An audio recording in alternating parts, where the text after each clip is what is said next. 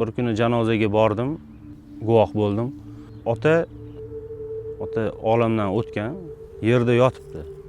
Shu yerga qarab joni uzilgan, to menga telefon qilib chaqirib, men kelgunimga qadar yotgan u odam. O'g'lidan bu qanaqa holat, to'g'rilab qo'ymadingizmi? Qarindoshinglar yo'qmi? Yo bilmaysizmi desam, men qo'rqdim, otamning oldilariga kirmadim.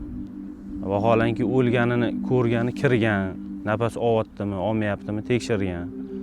Meni chaqirgan. Men o'zim u odamni o'girib, o'zim ko'tarib, o'zim sartaxtaga qo'ydim. Hech kim yo'q. Juda ham mayitga rahmim keldi.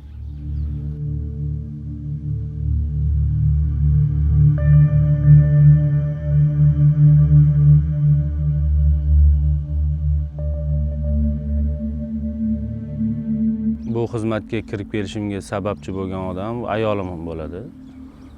Ayolim o'zi shu xizmatni o'rganing, ertaga yaqinlaringiz, do'stlaringiz yoki otangiz, yoki amakilaringiz hammasini sabab qilib shularni uyda xizmatda bo'lishingiz mumkin. Bu katta savob deb meni shu yo'lga boshlagan ayolim bo'ladi. Bu xizmatni batamom boshlashimga sababchi bo'lgan yil bu o'sha 2020-yilda bo'ldi. Undan oldin ham borib turardik xizmatga yordam berishga. Va lekin aynan karantin paytida juda ko'payib ketdi. G'assollik bu xizmatini batamom kasb qilib olish juda noto'g'ri hisoblanadi. Bu kasb emas, yo pul topish manbai emas. Bu narsani odamlarga yordam sifatida qabul qilish mumkin. Kimnidir uyida iltimos uchun kelib xizmat qilib berish hisoblanadi. Shunaqa oilalar bor, sharoiti yaxshi va shunaqa oilalar borki, sharoiti og'ir. O'zi bu narsadan foydalanish ham noto'g'ri hisoblanadi. O'zi bir oilada musibat bo'lib turibdi, ya'ni uni ustiga borib olib, "Mashincha pul berasan" deydigan odamlar ko'payib ketdi. Bu pul topish manbaiga aylantirib olgan odamlar ko'paydi. Ba'zi bir xonadonlar borki, sharoiti og'ir. Agarda sharoiti og'ir bo'lmagan taqdirda ham ota-onasi bir vaqtda o'tib qolgan oilalar bor, yosh bolalari bor. Unaqa oilalardan menimcha pul ilinjida borish juda noo'rin hisoblanadi. Bu durust emas deb o'rgatganlar ustozim. Sharoiti yaxshi bo'lsa, yo qanaqadir o'ziga to'q oila bo'lsa, u ko'nglidan chiqarib beradigan bo'lsa, olish joiz deb o'ylayman men. Bu meni fikrim. Instagram sahifamga juda ko'p odam yozadi. Shogird oling, shogirdlikka olasizmi? Istagan paytingiz telefon qiling, boraman deydigan odamlar bor. Men ularga maslahatim yoshi ulug'roq, yoshi kattaroq odam bilan yurgani ma'qul. Nimaiki ularga yordam kerak. Meni yoshim ulug' emas, yoshman. Imkon qadar shu yoshi ulug'larga yordam qilib, savob ilinjida maqsad qilgan bo'lsa, savob ilinjida xizmatida bo'lgani ma'qul. Bitta narsani aytib ketmoqchiman. Shunaqa insonlarni ko'rdim, gapirishini o'zidan bildirib qo'yapti. Maqsad pul. Maqsadi pul.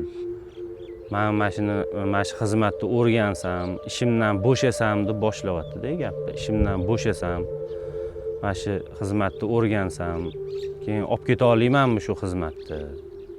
Olib keta olasiz deb aytsam, oilamni boqishim qanaqa bo'ladi deb savol berib qo'yapti orasida. Bu holatdan hafsalam pir bo'ladi. To'xtataman. Suhbatni to'xtataman. Imkoniyat bo'lganda chaqiraman. Ming bor uzr deb suhbatni to'xtatishga majbur bo'laman. Bunaqa holatlarga juda ham ko'p duch kelib qolyapmiz oxirgi paytda. O'zi aslida bu g'assollik degan narsa yaqindan kelib chiqqan deb o'ylayman. Men shu oldin eshitmaganman bu narsani. Vaholanki oldingi davrlarda o'zini farzandlari bo'lmasa, yaqinlari yuvgan, mayitlarni yuvib, kafallab, so'nggi yo'lga kuzatishgan.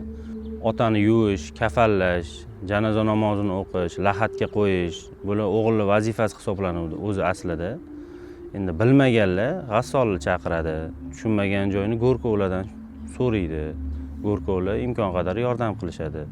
Mayitni yuvishi yoki kafallashni bilmaydigan farzandlar yoki akalar, ukalar shu narsani aytib o'tishim joiz deb o'ylayman. Hech bo'lmaganda kirib g'assolga yoki go'rkovga kirib qarashishini maslahat beraman. Bu narsa bu o'lim o'zi aslida farzandga meros hisoblanadi. Farzand imkon qadar kirib yo'l yo'rig'ini o'rganib xizmatda bo'lishini xohlardim. Shunaqa holatlarga duch kelib qolamiz. Farzand o'zini otasini oldiga kirib qarashishga tortinadi. Bu holat juda xunuk holat deb o'ylayman. Qo'rquv bilan tortinish farqi bor-da. Kimdir o'zi xohlamasdan otasini mayitini yoniga kirishga qo'rqqanidan kirmaydi. Vaholanki bu narsa ham noto'g'ri deb o'ylayman. Qanaqadir kasallik bo'lsa u boshqa gap, qo'rquv, qondan qo'rqadigan odamlar bor. Lekin o'zi qo'rqmasdan turib, hech nimadan qo'rqmasdan otasini oldiga kirishga ko'ngli tortmaydigan farzandlardan so'rab qolaman. Bu narsani imkon qadar to'xtatib, o'zi kirib qarashib, tushunmagan narsasini so'rab, xizmatda bo'lishini xohlardim. Juda bir chiroyli holat hisoblanadi bu. Farzand o'zini otasini janozasida xizmatda bo'lish. Juda katta savob ham.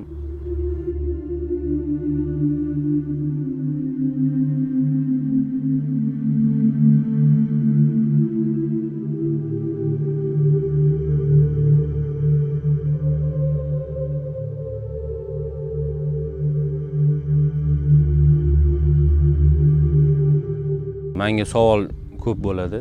Kafallikni xarid qilib olib qo'ysam bo'ladimi deb. Men javobim hammaga kafallikni olib qo'ysa bo'ladi.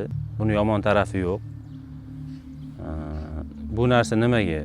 Tig'iz paytda ancha yordam bo'ladi. Kafallikni ham olganda imkon qadar o'zingizlar borib, bozorga borib, o'zingizlarga ma'qul bo'lgan narsalarni olib xarid qilganinglar ma'qul deb o'ylayman. Har xil holatlar bo'ladi. O'lim to'satdan keladi. O'sha paytda tayyor bo'lmagan oilalar juda ham bisyor.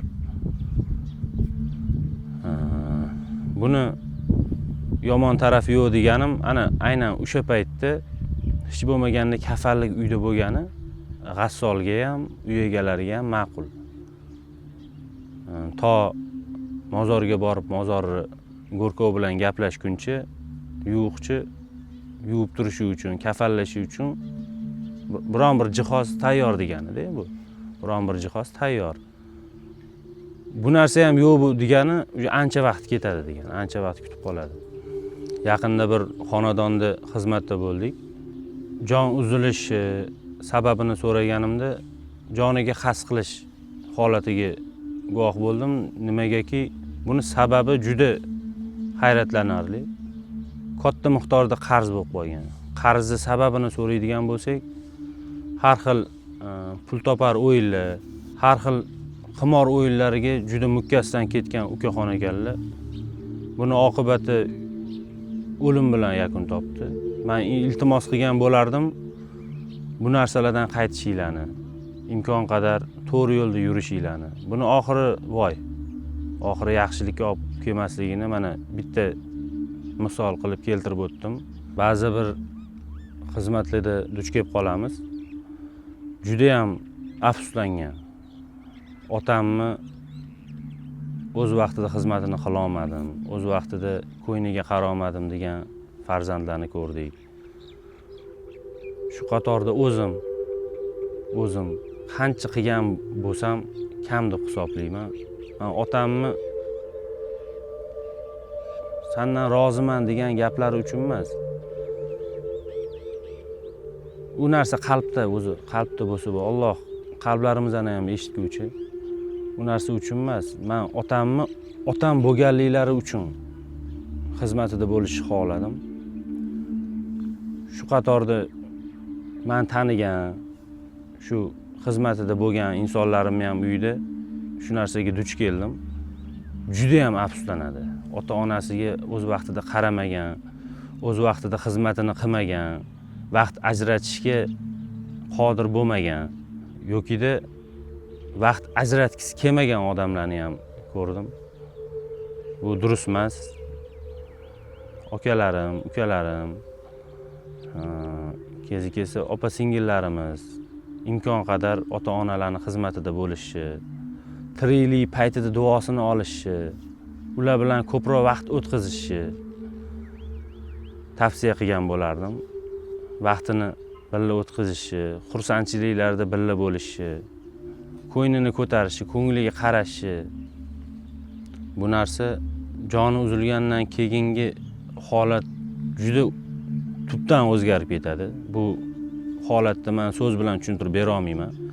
Har bitta otasi o'tgan, onasi o'tgan insonlar meni gapimni eshitib shu zahoti tushunadi meni gapimni. Juda og'ir. Bu narsani ko'tarish juda og'ir.